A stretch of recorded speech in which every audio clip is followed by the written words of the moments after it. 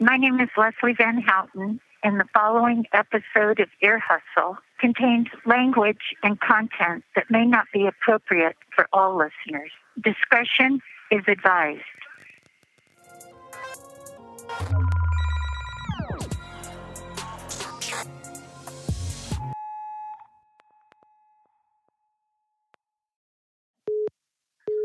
This is Global Tel-Link. You have a prepaid call from Ear Hustle, a podcast from PRX's Radiotopia.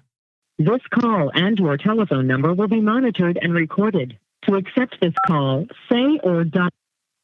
Thank you for using Global Tel-Link. My name's Evelina. My husband, Edmund Richardson, is currently incarcerated. So we've had a lot of 15-minute phone calls.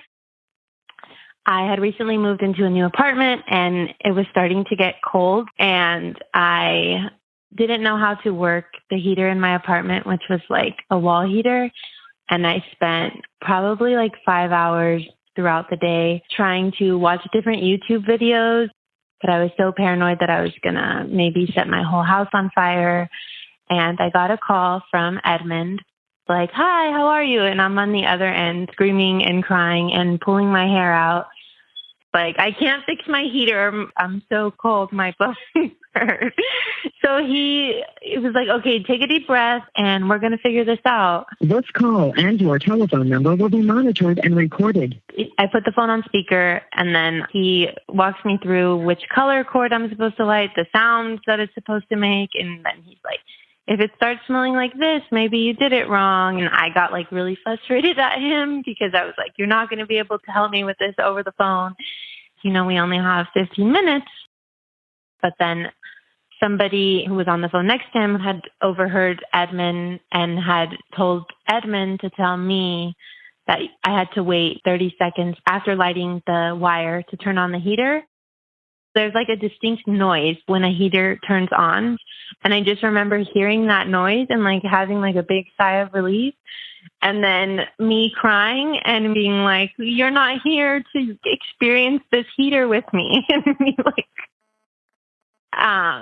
this is really corny, but whenever like it's our like last phone call or like an evening phone call, we always pick a place to meet in our dreams. Like, "Oh, we're going to watch Harry Potter," or "This Is Us," and eat French toast. That's how that phone call ended. Something like, "And we're going to have a heater in the apartment when we meet tonight." Thank you for using Global Tel-Link.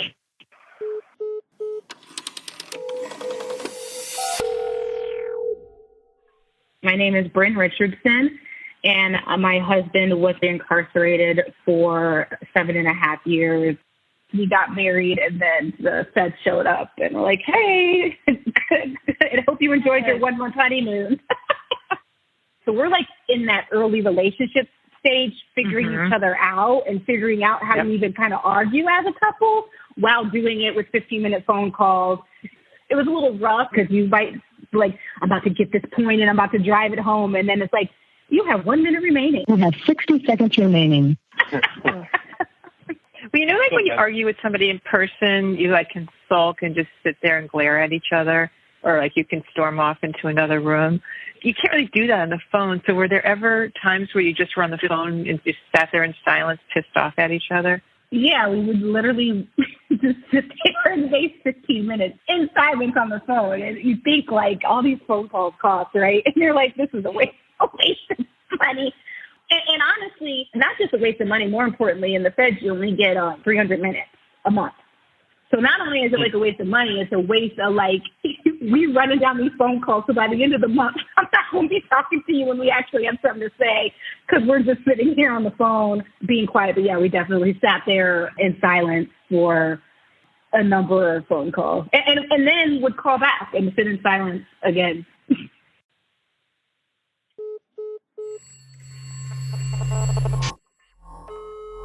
This call and your telephone number will be monitored and recorded. My name is Anthony Gibson. I live out here in Johnson City. My name is Brandy Miller, and I live in Johnson City.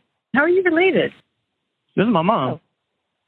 When Anthony was 22 years old, He was sentenced to 8 years and sent to Hardeman County Correctional Facility in Tennessee.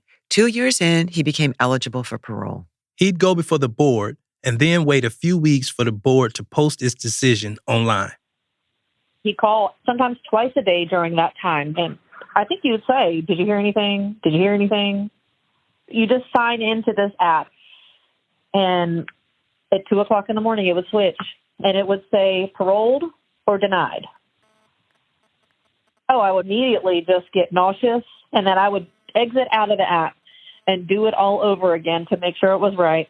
Then I'll wake my husband up and say he didn't make it. And then I'll just watch TV or send my mom an email saying he didn't make it. I'm going to have to tell him this again. And then I would go to work. And I'm a hairdresser, so I have to be nice to people all day. So I'd have to pretend that nothing was wrong in my life. And every time that the doors would pop in the morning, you know, there's only like 6 phones. And everybody runs to these phones, you know. And I'm not playing no games. Like, I need to get one of these phones. And every time I'd hear a phone ring, I would run to it and check it. I was in the middle of a haircut, and I said, "I'm sorry. I have to go. I have to step away for a minute." You know, you picture over and over what somebody's going to sound like when they give you that news. Hey, you made it. You know, this is it. And it's never that. And it would just be silence. Just silence. Silence. Just straight silence. There's nothing to say to make it go away. The fact that I'm not going to make it this time. I got to wait a whole another year. I would much rather just call my mom and just sit on the phone and not say nothing. Just the fact that I know she's there. You know, I can hear her. It kind of gets me a little bit away from where I'm at. Because as soon as I hang up that phone, it's back to reality. And I know it's back to reality for at least another year. You got that call and then you had to go back and finish the haircut? Oh, yeah, always, yeah. Oh.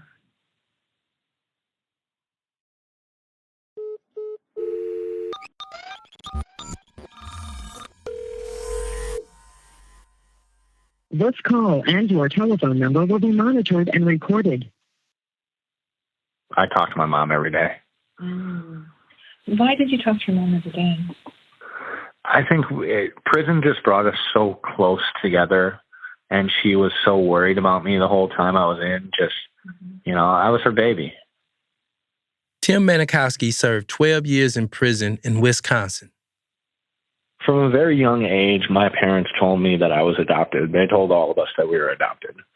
They also told us that if at any point in our life we wanted to look for our birth parents, that they would help us. But to me, my mom and dad were my mom and dad.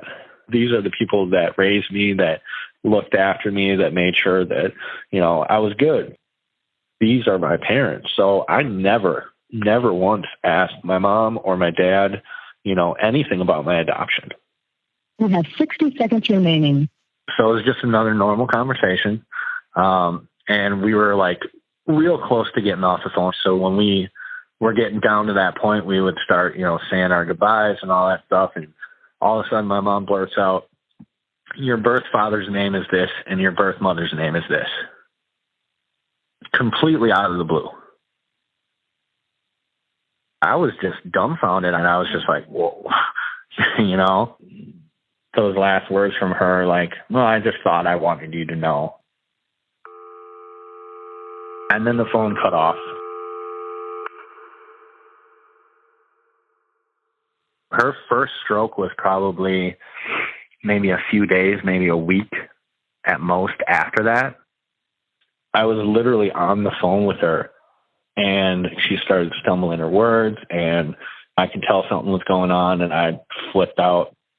She was having a stroke when you were talking? Yeah, while I was talking to her. The phone was right next to the bubble, the officer station, and like I kind of just left it hang there and like literally pounded on the door. And when they answered, you know, obviously they're pissed off because why is an inmate pounding on the bubble door? I had to get them to let me call my sister, who then in turn called the nursing home that she was at. Because if she would have just been left alone, she definitely would have died that night. It definitely saved her life. This call and your telephone number will be monitored and recorded. My mom was a nurse her entire career, so I think she knew somewhere in her that, like, you know, getting a little more forgetful, like things are not going well for her. So I think, I want to think, you know, that it was her wanting to say it before something happened.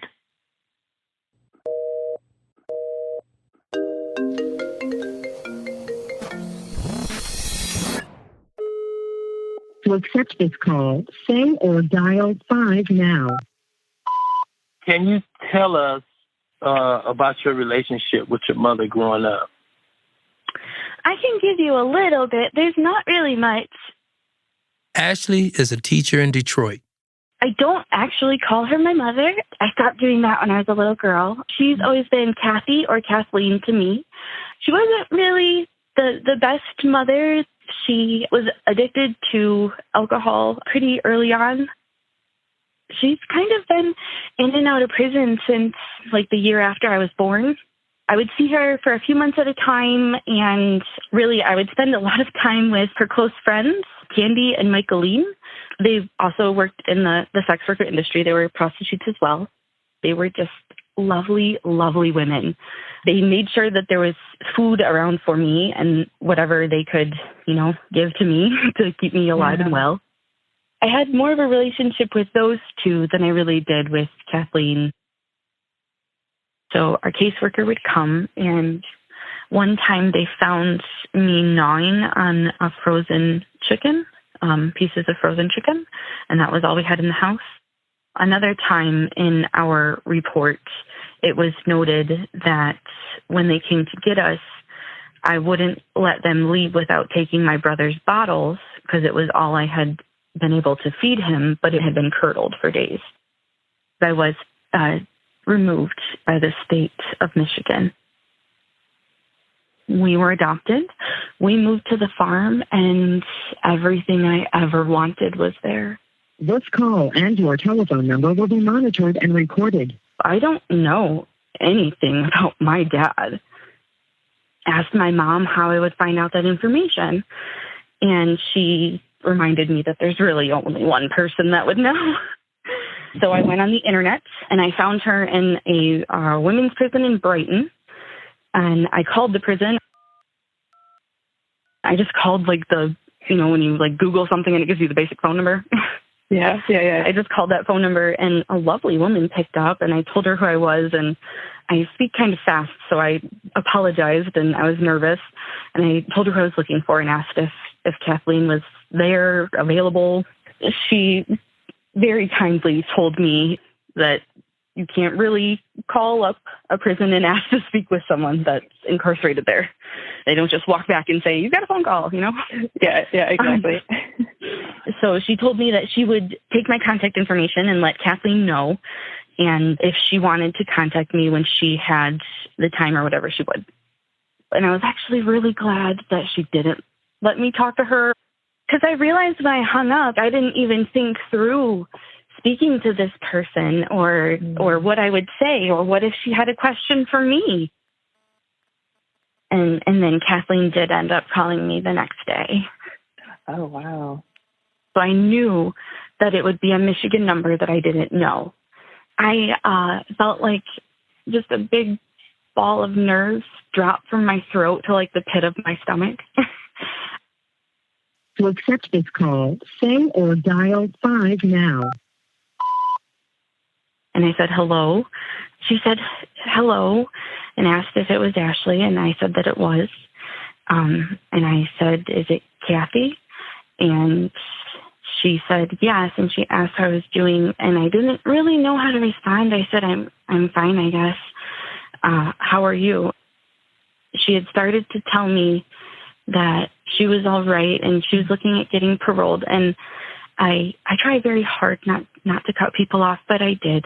I cut her off, and I had said, I really just want to know what is my dad's name. And she told me, and she said he's an immigrant from Mexico, and he's probably still living in the same area that you were born in. I said, thank you. And I said, I've got to go. And then I hung up the phone. The whole call really did just last 3 minutes and 8 seconds. I know that we had 15 I could have used, but maybe some other time in my life I will be able to talk to her for 15 whole minutes, whether that's on phone or face-to-face. But right now, 15 minutes is just too big of a chasm that I don't really have the power to cross.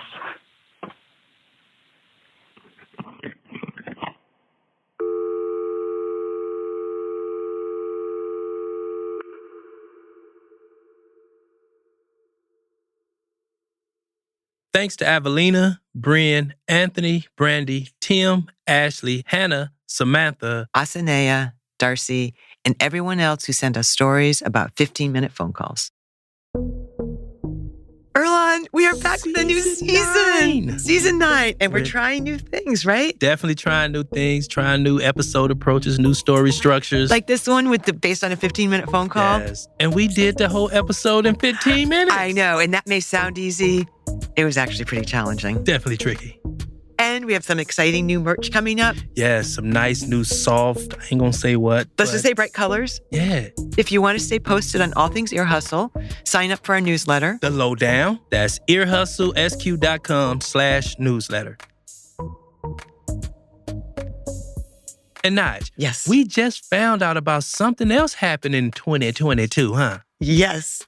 And we are thrilled that San Francisco Public Library has chosen our book, Erlon. This is Ear Hustle, unflinching stories of everyday prison life for the 2022 One City, One Book. One City, One Book is the Bay Area's largest citywide literary event. It encourages folks in San Francisco to read the same book at the same time and then discuss it in groups and events throughout the city. That's dope. It is so exciting, Erlon. That is. So please stay tuned for One City, One Book events this fall.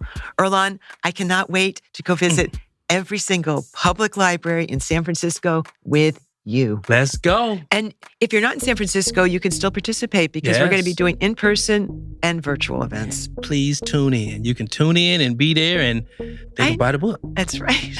In their or city. take it out from their library. They're from their library. Check it out. Yep. We ain't did our credits in a minute. I know. Let's see if we can give it a shot this season. All right, let's try it. Ear Hustle is produced by me, Erlon Woods, Nigel Poor, Rasan New York Thomas, John Yahya Johnson, Rashid Zinneman, Bruce Wallace, and Tony Tafoya. It was sound designed and engineered by Antoine Williams, with music by Antoine and David Jossi, with additional engineering by Terrence Bernardo. Amy Stand-In edits the show. Shubnam Sigmund is our digital producer, and Julie Shapiro is the executive producer for Radiotopia. We'd also like to thank Warden Ron Broomfield. And as you know, every episode of Ear Hustle has to be approved by this guy here. Do, re, mi, fa, so. Do, re, mi, fa, so. Okay, we'll make sure that that's on there too.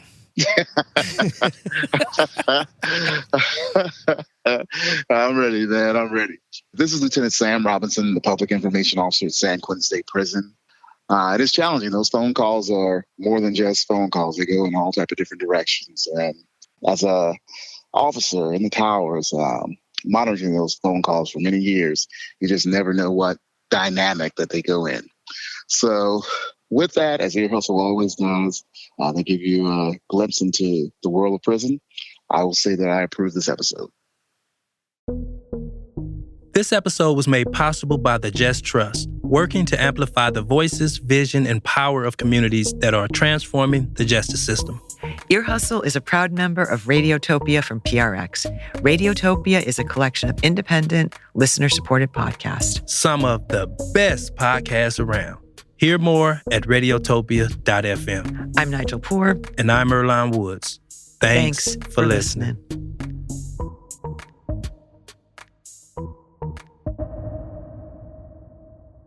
You have 60 seconds remaining. We get the 1 minute lady, and we always just call her Karen. Like, go away, Karen. Radiotopia. From PRX.